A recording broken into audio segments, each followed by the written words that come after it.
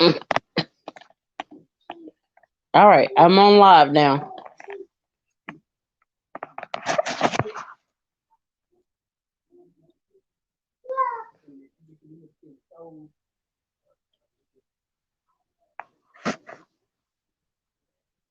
Oop, I need glasses.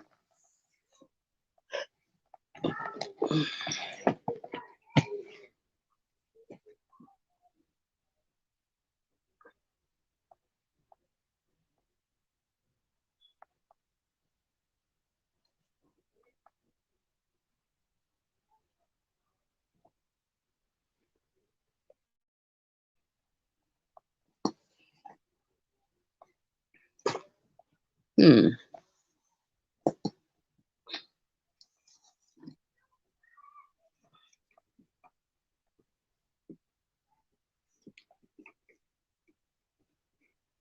Haven't the slightest idea where I just put my glasses, but I can read close up without them. I was just hoping to get them. Hey, Red-Headed Riding Hood. Merry Christmas. And hopefully you have a happier new year. I want everybody to have a happier new year. I'm going to start reading my story in about 5 minutes. And it's one that the whole original idea got cut short because it was a school project that I decided to write it. So I was encouraged to put the beginning of the idea down, and the ending was rushed. So it's not the right type of ending, and the middle part of the story that I wanted to include is not in there. So I'm gonna read what I have now, so that that part is recorded, and I can hear how much more improved it is. It's still gonna be from my childhood, the story when I expand on it. I'm not adding anything really new except for what my sister wants to put into it. It was originally a kind of like a play that me and my sister on for just the house. It wasn't something we did for publicly. And I had been the one who was coming up with the environment, and my sister was interacting with the environment that I was describing. Sort of like what they call role play now. And the story was more advanced. It took days, which I should have realized when I started writing it, that I wouldn't be able to put the whole story into a short story. Um, Even with shortening it down, it's like 18 pages, 9 pages front and back. And so when I start expanding on it and putting all the ideas I had from childhood that I still remember, they're still pretty fresh in my mind, the story's going to expand and it'll be big enough for a book and maybe possibly a series. What's missing from this story right now is the description of the island that eventually the character ends up at, stranded on the island, and she's supposed to end up with one other person from a cruise that wrecked while she's still with her parents. And the end of the story, it's going to describe that she's not going to be with her parents, but it's not in the way that I wanted to originally do.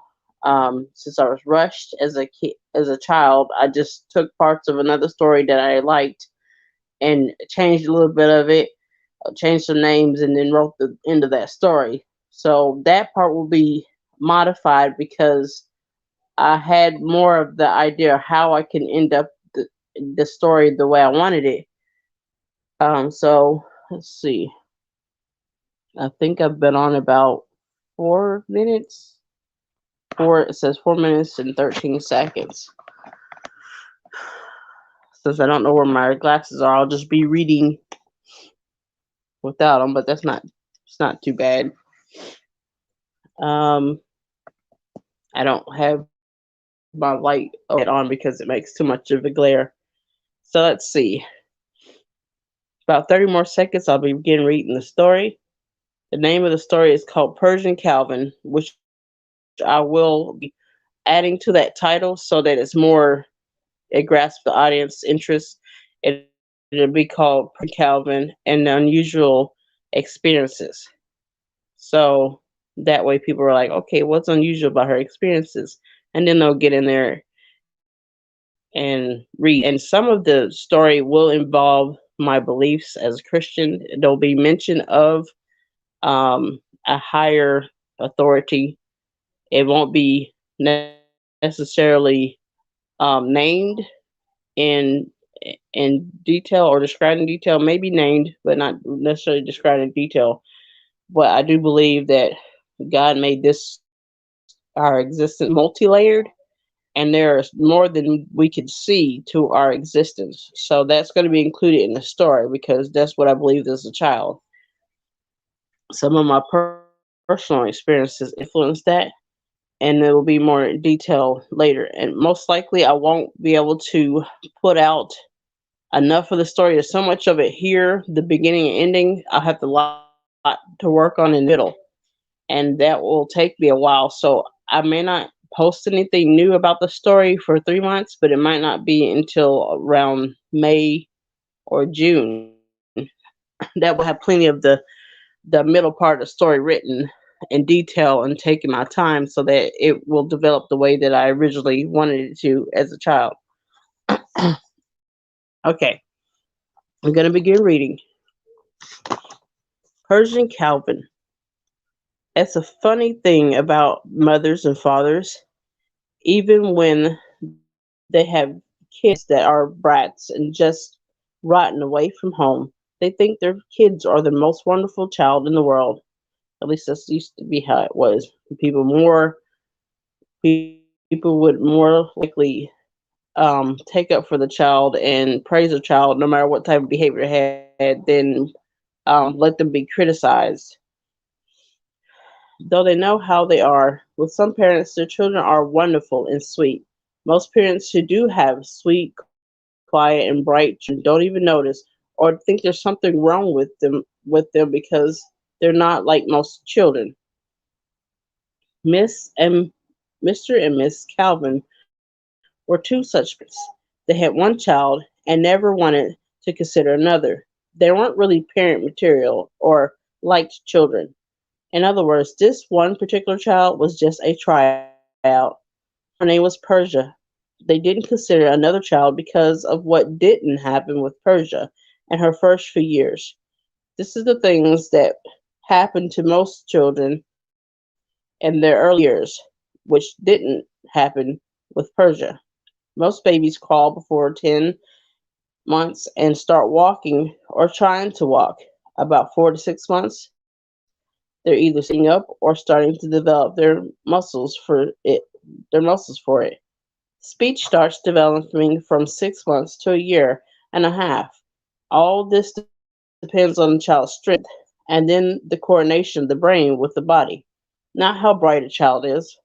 Though usually a bright child starts all this earlier than most, but not Persia. She seemed to know that the more you show you can do, the more parents are and other adults expect you to do and want from you no matter what age. Persia is very intelligent, a genius you might say. She would be a genius to the geniuses. She didn't have to work hard at anything really. Her calculations were most of the time perfect. If she made a mistake, almost never, she would, though she knew people aren't perfect unless they died and go to heaven. She had a plan ready to fix it no matter what it was or what she did. Persia was not only a child prodigy, but very sweet, sensitive, and quiet. As I said, Persia didn't have these special things that happen to most babies to happen to her until a much older age. It was not because she couldn't do those things, or that she was slow or had anything wrong with her. She just didn't want to do those things. At first, she was and did like most babies up to about 6 months, or so her parents thought. Right away, after about 10 weeks, 10 weeks to 2 months of about doing what babies do, I think it's supposed to be 10 months. No, 10 weeks. Okay, 10 weeks to 2 months of doing what babies do, and was going into 3 months. She became quiet, unusually quiet. She began to absorb and soak up everything. At 5 months, she began to think, not as a baby, but as 1 to 2 years old. At 6 months, on the level of a a 3 to 5 year old, she learned by, let's see, okay, at 3 months, everything about, I kind of got lost there. Usually quiet, she began to absorb and soak up everything. At 5 months, she began to think about not as a baby, but as 1 to 2 years old. At 6 months, one on the level of a 3 to 5 year old, she learned by looking at her surroundings, watching whatever's going on, and listening to every sound there was, including every conversation that went on in the room she shared with her parents. Her mother thought, "That's much better." Mr. Calvin asked, "Isn't our baby girl in a much more behaved, much better mood and much more behaved?" "I think she's quieter than most babies. She might just be brighter than others her age. Our pride and joy. Someone to brag about and to be proud of." "Yes, but I think she's too quiet maybe. There's something dreadfully wrong. Look, she might be slightly mentally disabled," fretted Miss Calvin. "Nonsense," argued Mr. Calvin. "She is just simple and bright enough to know she doesn't have to yell and scream and cry and carry on like most babies. She knows she gets what she needs at the exact same time and doesn't need to tell us every single time she wets herself or is hungry. By now, our nanny knows about what time she feeds, needs attention, or what signs show that her diaper needs changing.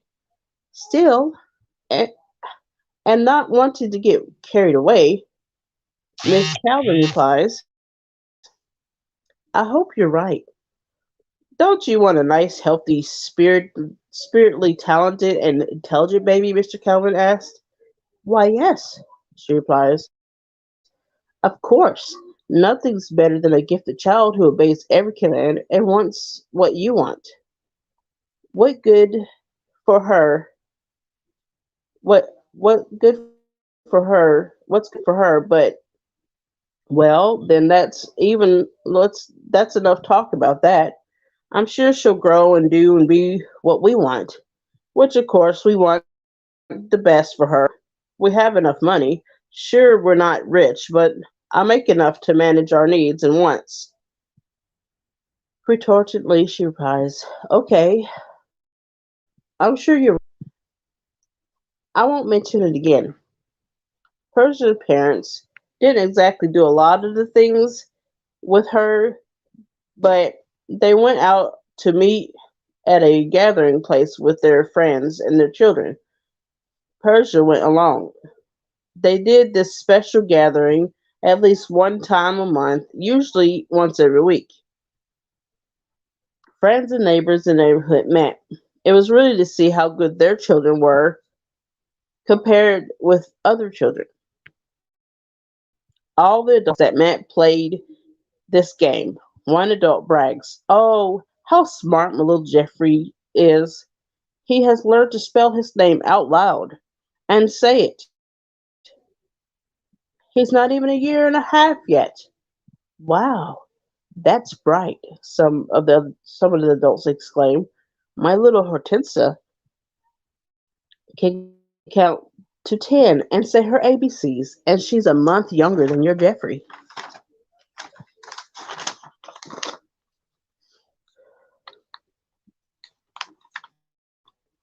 Someone else speaks up. "Why do all of you have to always fight and compare your children? They're not things. They're living, feeling human beings, not animals. If we keep this up, our children will do the same thing and maybe even worse." Everybody remains quiet for a moment. and then they leave. Persia is now 6 months. She sees what the other parents do and what they make their children do. They make their children act older than their age, and the children want to play, not act like a young adult. As most of the children range from months to 5 years. As Persia arrives around 12 months, she already knows as many words as most adults, but she refuses to say one sound or syllable, not even make baby sounds. She still cries only when she needs something. She even decides not to even start looking like she's going to start walking. She hasn't started to crawl or sit up like most babies, or so it seems. She practices when others aren't around. I told you there's something not right when she became quiet. She hasn't begun to sit up, and she is now 12 months and a year. Most babies at this time usually, no matter how bright or average they are, at least start to walk or crawl. Miss Calvin says distressingly. You're right, Mr. Calvin says, upset and disappointed. She probably doesn't need to go to school. She's so slow, she'll probably be picked on, and the teacher wouldn't even be able to call on her for answers. Then the teacher would probably get tired of trying to teach her. Most of all, she wouldn't have friends. On her next meeting with friends and neighbors, we'll leave her here with the nanny. Persia was left home with the nanny, who would only check on her or do something with her when it was about the time to feed or take her out of the crib. This was just to give Persia something else new to do or somewhere to be. Nanny knew that a baby would become sore or tender for laying in one spot every day for a long time. The nanny did this every day regularly. Persia began to know about what time she did this. She had since 6 months started keeping track of what went on around her. She would watch to see where the sun was in her room. When she first began noticing a pattern in the times of visits, she could almost sense the time for her to come. The pale color in her room would brighten, and the house would be busy and full of rush before the first time of being checked. The second time it would be quiet, the nanny reading or the television in the room. The nanny stayed in and could be heard just enough to hear the voices from it. That was when she would be placed where she could be heard and seen while the nanny started fixing things up for Mr. and Miss Calvin. Nanny would leave the TV on while she worked so she could watch Persia from the kitchen. She left the TV on an educational show for children. What else could a nanny do with a supposedly mentally disabled child? Persia, already unnormally big brained capacity, soaked it up. She learned her phonics, ABCs, how to count to 100, and more. She loved it all. She began to want more knowledge.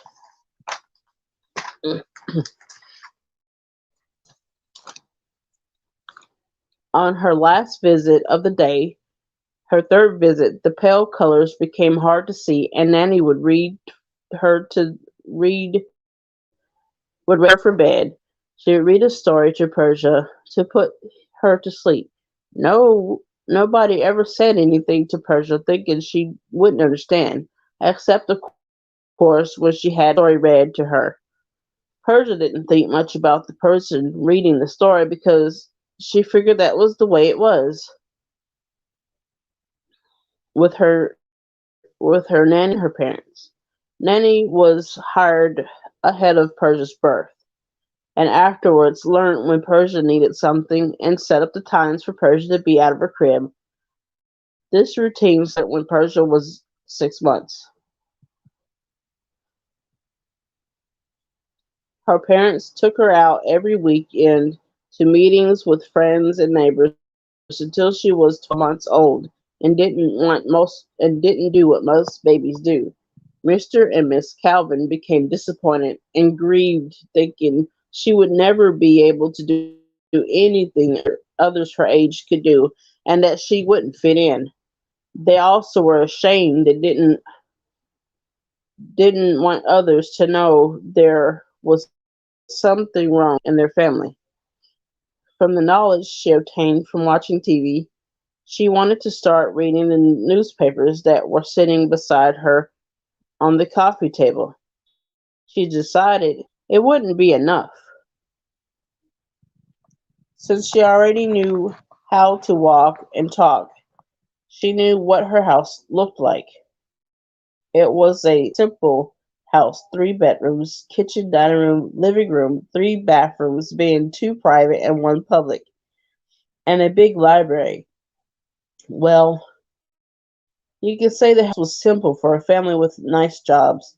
She knew she wanted to read the books in the library and may ask for some children's books like the stories read to her by Nanny. She decided she would reveal that she could walk and talk. On the week when Persia's parents were home, she went for it. She decided to start small with the work she to start small, to work up to the big words in 2 more months. When she began to learn to read, she was 15 months. So today, so today on this Saturday morning, she's going to release some secrets. Even though it might shock them to know she can already walk perfectly and run, and that she could say more than just a sentence though for their sake, that would be all she'd show. She will be using perfect pronunciation and words on a much higher level.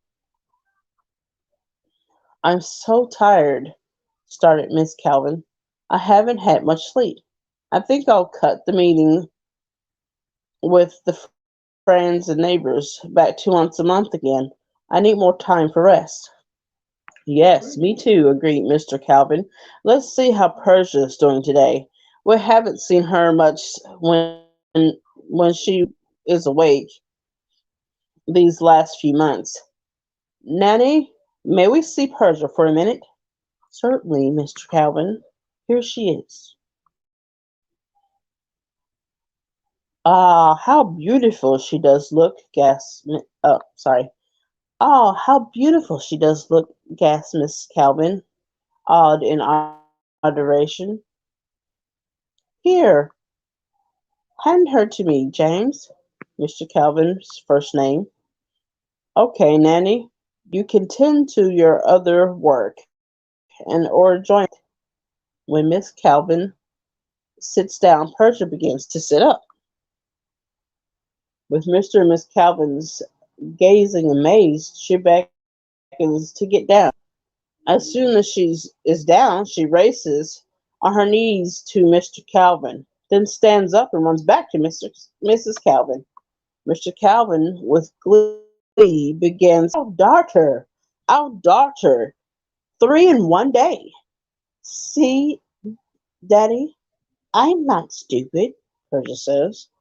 I want to be able to play like a child and not be forced to do things that older children and young adults do, no matter what amazing things I can do or how bright I show to be. It's not any other's business what goes on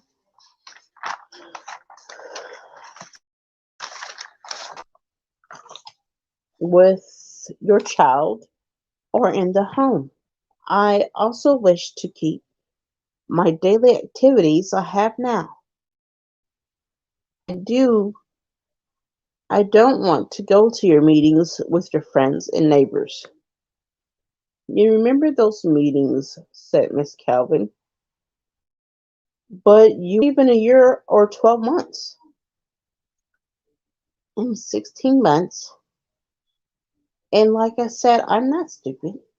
In fact, Persia goes on, I feel I'm brighter than those I saw at the meetings. They couldn't even talk in a full sentence. Not to say they weren't bright, that I am advanced in both coordinations and with processing of information in the brain. This enables me not only to see how you walk, but to put what I see into doing it immediately with no practice. Or not only hear, understand what you say, but to put the movement of the mouth and information of words together in the brain and immediately pronounce the words perfectly, or as you pronounce words. Mr. Calvin says, yes, you are so much more intelligent than any I know your age. You can do things, go places, and be things that others can't be. Your speech gives off how advanced you are. What you just said sounded much older than you are. Yes, Daddy, but I don't want to be well known, she pleads. I just. Nonsense. You could do anything as quick as you catch on, he says, a bit upset. That's enough, Persia. Your first day talking, you're already talked too grown for your age. Nanny, take Persia to her room. Gee, James, I never thought she would be so talkative and so high-minded, Miss Calvin says, still a bit shocked at the new event that had just happened. Persia was placed in her room. She began to cry. Why is her parents so mean and so insensitive? Didn't they want a child? Or did they just want a trophy? If a trophy's what they want, they weren't going to get one. She didn't want to be a prize. She wanted to be a human being, one that would start school in 4 years and maybe finish high school before most of her age, then go on to obtain knowledge in college on different fields of study. But she needs someone to love or to love her back as a normal person, not a gifted trophy or a prize. Her parents treated her as though she was not a person, but an unusually smart animal. How can people be so cruel? She didn't hear about stuff like this in the storybooks read to her by Nanny. Nanny heard had heard everything. She was shocked to know the supposedly mentally disabled child was actually completely different. But if she got involved more than doing her job, she would get fired. She had children at home, so she wouldn't let herself become attached. Persia was someone else's child, even though her parents didn't act like it. So she would just do what she usually did so Persia wouldn't become attached to her. When she put Persia in her crib and after thinking started to leave, Persia asked, will you read me another story? She said yes, but didn't want her to expect change. I have other children too. They need me to be their mother. Persia said, okay, that's fine. I just want at a last story before I start reading for myself and to cheer me up after what just happened. As you can see, Persia knew as many words as an adult, and if not more. After that, this story she after the story, she asked if she could have two to read and she would give it back. She also said that she would like to get out when she wanted herself. She wouldn't do anything to get into trouble. Nanny said yes, as long as Persia tells her when she was out. Nanny let the side rail down for her. Thanks, Persia said with great appreciation. Persia became happy right away. She was determined to be a happy child and have the rest of her life be full of joy. But for right now, she was going to be practicing on her reading speed. on her reading speed. After reading the books, she thought, I'll stick to reading the newspapers for now until I can read as well as any grown up. But the time was By the time she was 3, Persia had taught herself to read by studying newspapers and magazines that lay around the house. At the age of 4, she could read fast and well, and she naturally began hankering for books. One morning, Nanny got up and flipped on the light in the hallway. Persia got up to ask her a question. Nanny, sorry, Nanny, do we have any children's books in our library? The nanny replied, no, but the library on the block next to us does.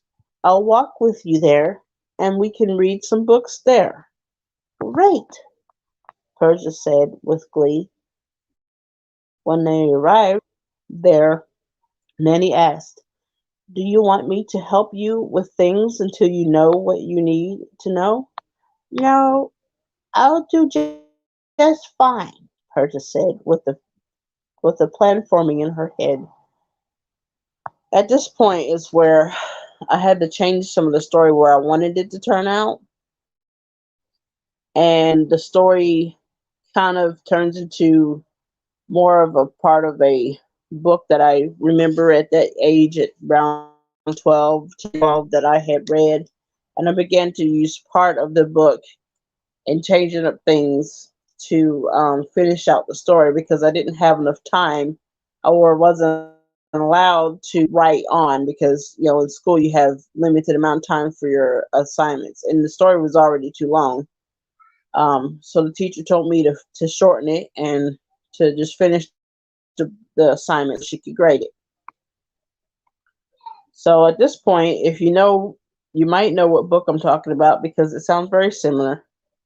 So I'm going to continue reading. We are, let's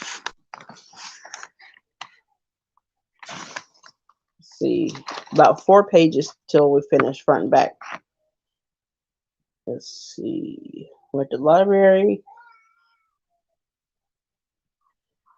Excuse me, my name is Persia. Where are the children's books, please? Right over there, on those lower shelves, says Miss Whittaker, the librarian. Would you like me to help you find a nice one with lots of pictures in it? No, no, thank you, Persia said. I'm sure I can manage. When they got back, Persia asked the nanny if she could go to the library by herself from then on. I think you better ask your mother and father, replied Nanny. I I don't think I will, but if I'm not around, you know where I am. I'll tell you though, or leave a note in the crib. I won't do it while Mom and Dad is around. Please don't tell them. Well, I never knew about it, okay? Answers the nanny. Sure, replies Persia. It's a deal. When Persia had finished all the children's books that she started wandering around in search of something else. Miss Whittaker, who had been watching in amazement, asked, Can I help you, Persia? I'm wondering what to read next, Persia says. I've read all the children's books.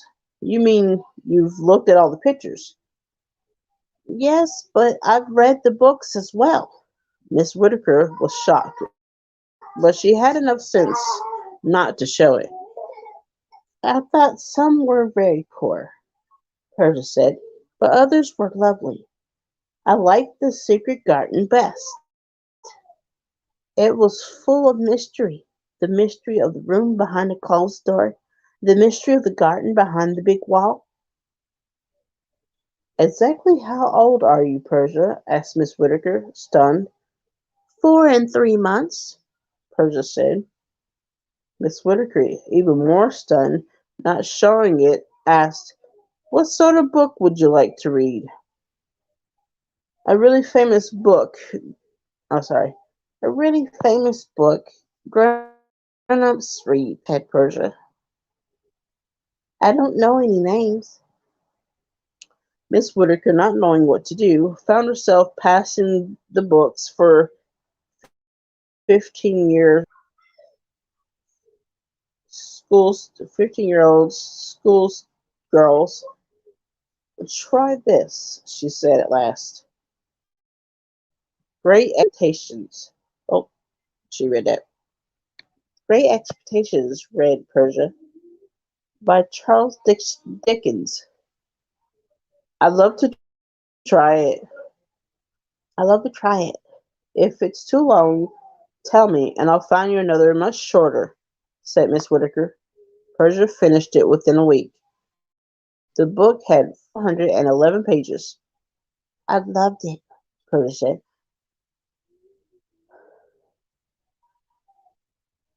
Has Mr. Dickens written any others?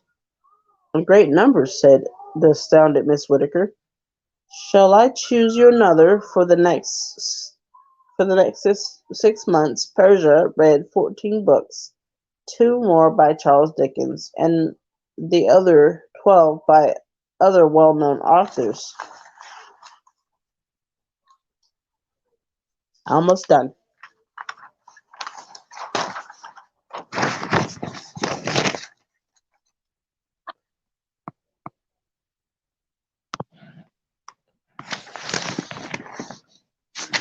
When she finished these, Miss Whittaker told her she could get a library card and take as many books home as she wanted.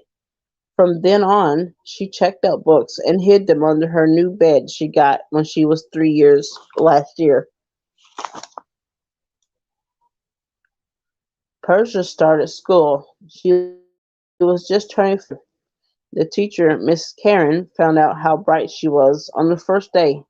She had asked many people how many people already knew how to spell, read, and multiply by two. Persia knew all that and more. When when she asked Persia how far she could multiply by two, Persia took off. She asked Persia to stop, and what went through her mind when she multiplied. Persia had replied, I just put the numbers together and multiply them. I figured if a little pocket calculator could get figures just like that, why shouldn't I? Miss Karen and Persia became close. When Miss Karen tried to get her into a form, the head teacher refused. When she went to ask Persia's parents if she could tutor Persia privately, they were too busy to talk. So she got Persia some books from the 6th grade, the highest form of the elementary. Persia became instantly interested and absorbed in the books. Geometry was one of them, which tells how advanced she was for just turning 5. Which when I actually go to re-edit this story, I'm gonna change some of that around because it's too much from what I'm reading. It's too much like another book. Um, some of it I'm gonna keep it showing how bright she is, but how she expresses herself and how the teacher responds to her, I'm gonna put more detail in it to show how she progresses quickly from where she starts off with what she knows and where she goes when the teacher is working with her. There's been 39 minutes in this live feed. I'm almost finished. I've got 2.5 pages.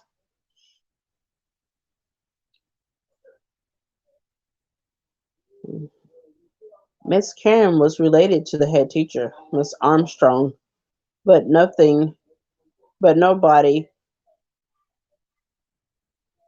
between the two of them,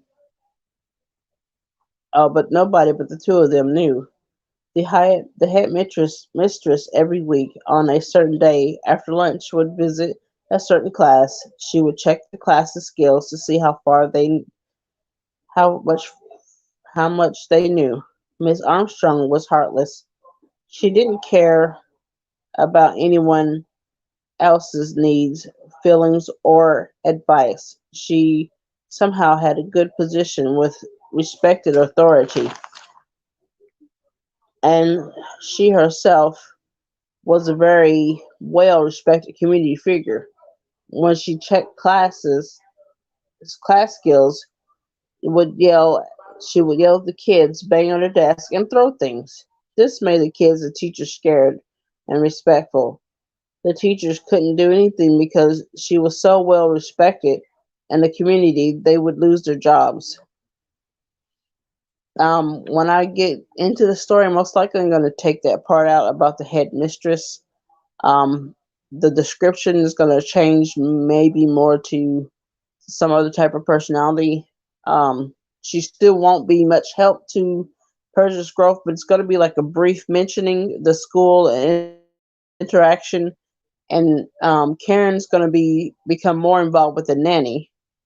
And I think what I'm going to do is change it where Karen's the one with the children and the nanny is the one who doesn't have children's.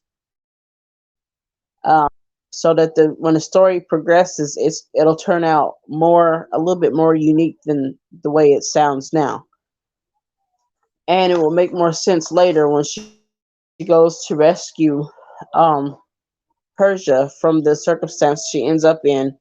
That the nanny comes to the teacher, and the two of them work together to rescue her. Um, the story this is would be closer to the end of the story, um, that I had to cut out the middle part. I would have had it be that at this point, after she's met Karen, her teacher, that her parents decide to take a trip and she becomes lost at sea. Not necessarily at sea, but that's what they believe, that she's lost at sea. And she becomes lost on an island that's not like most islands. It's very unusual, and only the pure heart can really manage to make it to the island because it defends itself against those who have any deviance in their heart. So I'll continue finishing this, and then I'll end my live stream. I will be working on this story throughout the other time that I'm working with the story I'm working with now, Daylight Allergy, and I will be doing Daylight Allergy on my next live in January. Um, I might show you some of the pictures I'm doing for this book called Persian Calvin that's going to be changed to Persian Calvin's Unusual Experiences.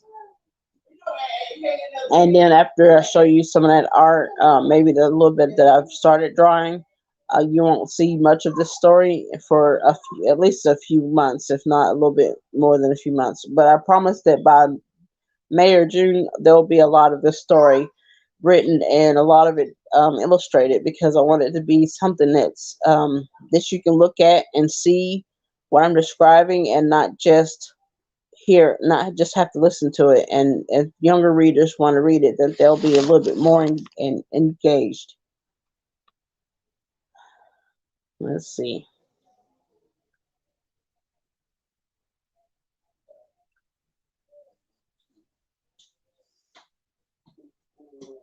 Persia and Miss Karen were so close because Miss Karen understood Persia's need for love, someone to enjoy things with you and give her things that would challenge her brain, that would take that they could talk about together, always smiling and laughing, something neither one did much until they met.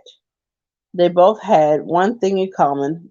They both loved to really they both loved to read. Persia was asked to come over for tea one day.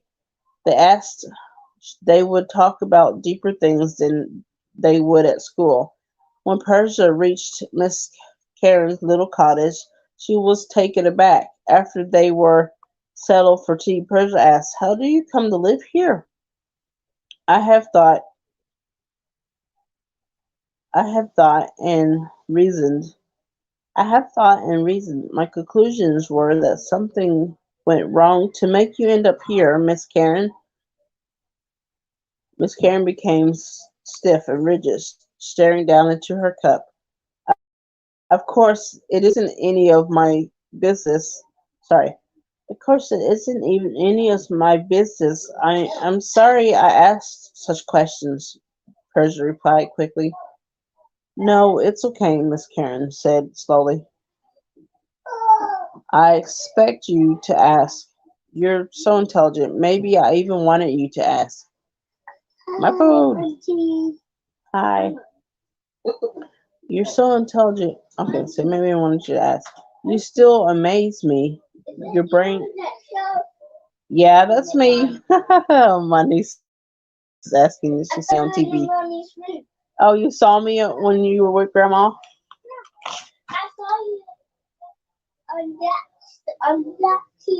Yeah, that's me. I'll, mhm. I'll be out in a little bit, okay? All right, thank you. I'll see you in a bit.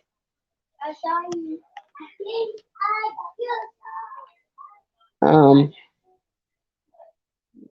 you still amaze me. Your brain is so quick. It's only took you a matter of seconds to analyze what you saw and come up with a conclusion. Thank you. After Miss Karen told Persia her life story of being raised by her aunt, Miss Armstrong, and her dad's sudden death, Miss Armstrong taking over Miss Karen's inheritance and how she got the house, Persia and Miss Karen went on to talk about other things. Persia asked, "Do you believe that there exists such a thing as telekinesis?" Can you close the door so I can not have extra noise in the background? Thank you. I read about it in a book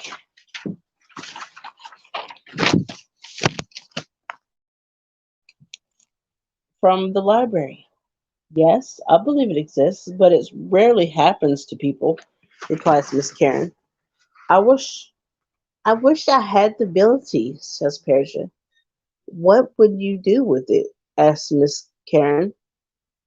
I don't really know. I would help Nanny with chores at home, and I would be able to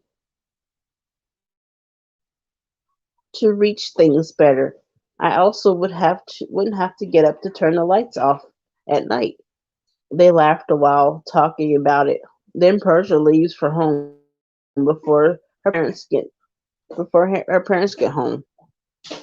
On the following class on the following day, Miss Armstrong begins testing class skills. Before it's over, something happens to Miss Armstrong. One of the kids played a joke on her. Since Persia's family is the only one whose kid doesn't socialize with the other kids, she blames the incident on Persia. How mean, how cruel. It's not fair. She has to be punished for something she didn't do. At that moment, a glass that's usually on the teacher's desk for Miss Armstrong tipped over Miss Armstrong, water and all. This surprises Persia. After Miss Armstrong leaves upset, Miss Karen dismisses class for the day. Persia explains and shows Miss Karen and is invited over again to talk about it.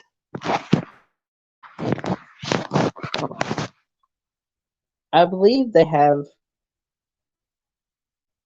to talk about it and see where was I. I feel all my dreams have come true, Miss Karen. Persia excited says excitedly. I believe they have. Miss Karen says to her, feeling happy for her. Um, sorry, Miss Karen. Oh, I believe they have. Miss Karen says to her, feeling happy for her. I have. I have three last questions, and I will never bring up anything about your horrible life story. Will you please answer them? Asked Persia. What do you want to know? Asked Miss Karen suspiciously. What did your dad call Miss Armstrong around the house? He called her Vanessa, Miss Karen said. And what did Miss Armstrong call your dad? I'm sure she called him William, Miss Karen said. And lastly, Persia said, what did your father and Miss Armstrong call you around the house? They called me June, Miss Karen replied. Thank you, Persia said. And now, and now I won't mention any more. Now don't you go doing anything silly, Miss Karen said. Persia laughed and turned away and ran up the path to the street, calling out as she went, Goodbye, Miss Karen. Thank you so much for the tea. Persia had a plan. She came up with it on her way home. Miss Karen only lived down the street across from her house a little ways. All the next school week she practiced every day on her new ability to lift objects in the air at will and in any direction. When the day came for Miss Armstrong to visit again, Persia was ready. Miss Armstrong was still upset at the fact someone got her to jump like a little like at a little spider. There had been a lizard-like thing in her cup, a salamander, that Persia willed to tip over on Miss Armstrong. As soon as Miss Armstrong got in the room, she asked a little kid a question on his skills. When he couldn't answer it correctly, she seized him by the back of his neck.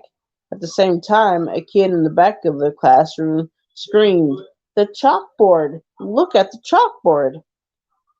Persia had levitated a piece of chalk into the air and began writing, making it seem as though Miss Karen's father was a ghost and was writing a message to Miss Armstrong.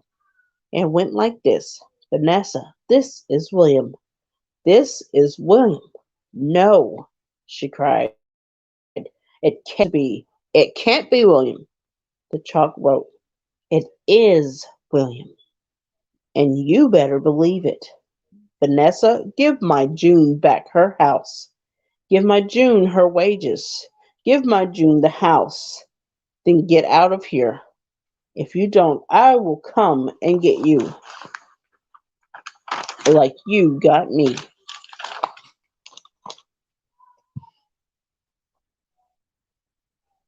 I am watching you, Vanessa. Then the chalk broke and fell with a clink. Miss Armstrong ran out of the room and out to her car and drove off. The next day Miss Karen got a call there will be saying the will from her father turned up and signed to my June from William. After Miss Karen got moved in, Persia would come over every evening for tea.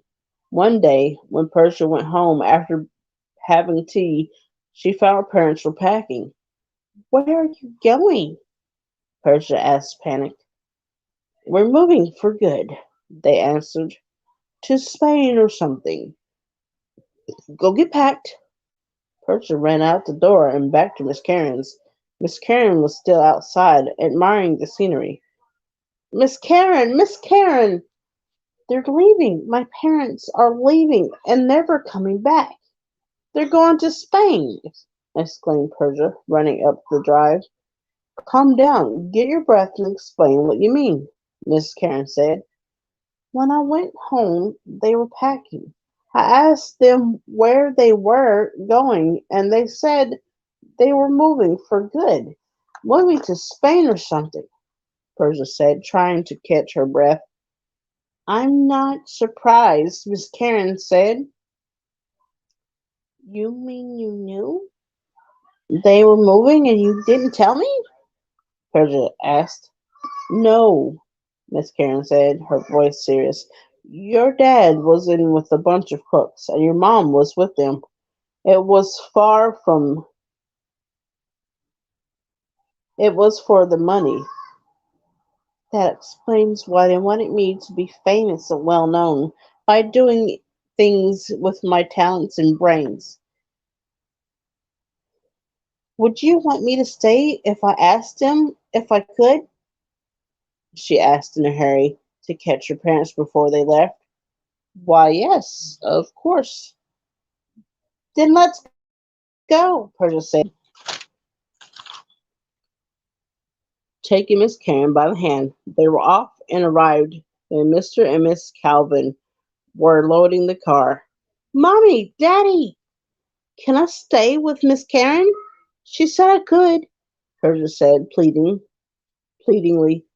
This was her idea, Miss Karen said, but I would love to have her and love her, and it wouldn't be a cost to you, but it wouldn't cost you a dime.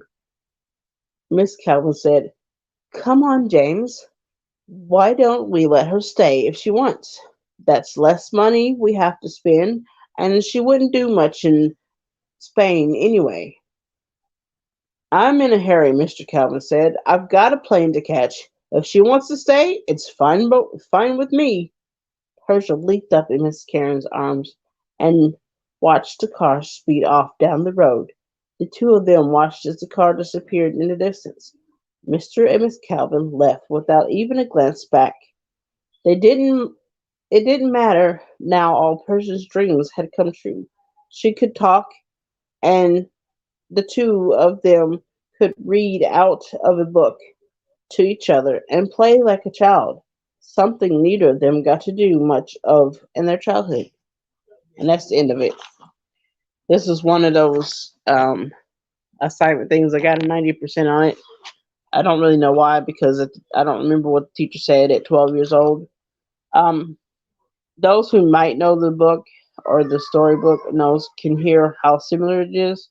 I'm going to change a lot of that because that's not really what I want my story to turn out to be like. It might turn out similar, but not in this way. It won't have much to do with the school at all. She'll be exposed to the school for a while, and the teacher will get to know her. The nanny will be more involved in that situation with the school, and her parents will be in the story more with what's going on, and not just her mentioning being at school and then being at home and then being at school. So the book is going to be much longer. This was a short story. I made it as short as the teacher said to make it, and I cut out a lot of the story, and I ended up making up the last part of it. I really didn't want to make it up like that, but I just took whatever I could off the top of my head and to finish it so I could get my grade. Um, I still remember how I wanted the book to be. So when you hear the book next time, it's going to sound very different. Um, you're going to get to know a little bit more about Miss Calvin and Mr. Calvin. I'm going to do a description so you know what everybody looks like because as a child, I didn't think about describing the characters, just showing you how they behave by how they talked. So as an adult, I'm going to describe each character so you know what they look like. I thank you for those who did come in to listen, and I thank you for those who are going to watch this. It's been a little less than an hour. I'm closing my live. I hope you guys enjoyed the story. Remember, it's from a 12-year-old, so it may not be, you know, quite original in the end of it. The beginning of it was original enough. It's going to develop differently. The first maybe 3 or 4 pages are going to be the same, how she describes stuff.